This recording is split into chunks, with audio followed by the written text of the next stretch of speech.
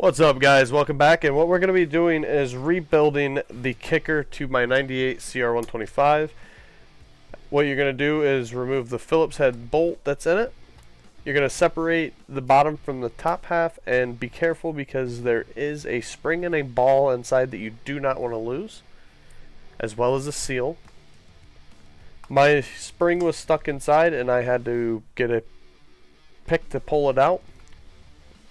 You're going to take it apart, clean it real well. Mine is a different color here because I had it powder coated by Brendan Wheeler with Prismatic Universe as the finish. What I'm going to do here is stuff grease inside of the hole that I pulled the spring out of. And then I'm going to put the spring in, continue to pack it with grease. I'm going to put the seal or the O-ring on. I replaced my seal with an O-ring due to it keeps it from flopping around so bad. I put the ball back in, and then when I assemble this together, you will have to push the ball down just a little bit when you slide it together, as you see here.